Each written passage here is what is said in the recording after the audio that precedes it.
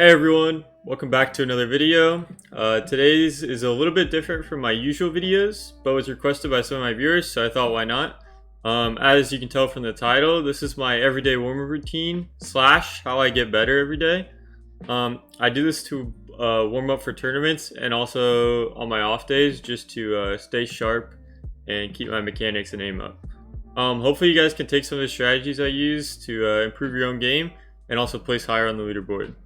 Thanks again for watching, and let me know what you think about the new content.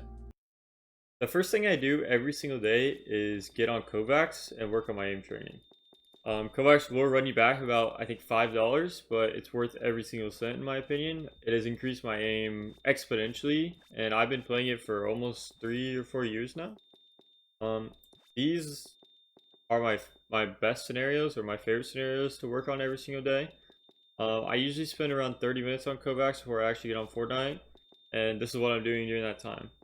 So the first one, this scenario is 1 wall 6 targets TE Varied TPS, and I do that just to warm up and get ready for the other scenarios. It helps with mouse control and just quick flicks, and it also just I feel like it really helps with shotgunning. I don't know, that's just me though. The second one that I do is Microshot speed. This is really good for reaction times and micro flicks. So again, shotguns. I like this for peeking. I don't know. I feel like peanut buttering is kind of like that if you're on edit on release at least. The next scenario is Tile Frenzy Standard 02.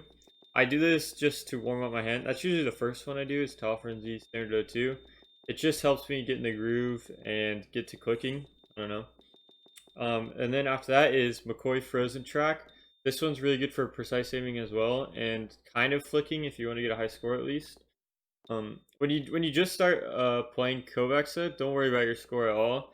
Just worry about hitting the targets with high accuracy, and then the speed will come later. The next one that I really like for shotgun is Bounce 180. This is the absolute best shotgun one you could actually do. It is so good. If you play Bounce 180 for 15 minutes a day, I can guarantee your aim will be better. Because it's tracking and flicking combined, and it's the best scenario for Fortnite, hands down, in my opinion. And then the last one I do is just tracking. I used to do this for SMG tracking to make sure my aim is good. If you're in a lot of surge lobbies, you might want to do this with your AR sense. I just do it with my SMG sense because again, I use it for in the box tracking, but it helps mouse control and hitting those SMG shots a lot. In the description below is each of these scenarios listed out and about how much time I spend on each one. After I'm done Kovacsing, I hop onto Fortnite and start to free build. I do this to warm up my fingers and also get my mechanics flowing, and also to just try and keep my speed up. I usually do it for 5 to 10 minutes every time, and I work on, again, speed more than hitting every single edit, as later on when I'm on the piece control map, I can really work on hitting the angles right, and boxing people that way. So the free build is really just more to warm up and get ready to go. After about 10 minutes of free building, I practice the blueprint edits, which is on the same map that I free build on, which is Raiders Mechanics Training V2. The code will be in the description. Practicing blueprint edits is super underrated because it's the easiest way to get refreshes in tournaments, and checking the edit could cost you a refresh and maybe even the game. So when you practice these, go for speed, but also go for accuracy. I like to do the bigger opening edits, like across the top and the bottom, or the middle one. So bigger openings like that, and the 2 columns on the right, those kinds of edits. And I usually spend about 5 minutes. The next thing I'll do is hop onto Raiders Piece Control Practice V3 map and spend about 10 to 15 minutes running through the different scenarios. I usually spend about 2 minutes on each course, and focus on not taking damage and having really precise angles and edits. During this time is when you should focus on taking perfect right hand peeks and not choking edits. If you only have a few minutes to warm up, I highly suggest you primarily focusing on piece control maps like this one, because they're the best practice for winning fights outside of 1v1ing people. Once I'm done with the piece control map, I head on over to finish 1v1 reels for 10 to 20 minutes to combine all of the skills I just practiced into one game mode. Reels are my favorite way to practice fighting because the players are of varying skill level, and you have cap mats, which makes you play smarter, not just infinite 90 to height like a PG. And it's the best practice you can get outside of being in a game, because you don't have to like farm up and get loot, and your loot is the same between both people.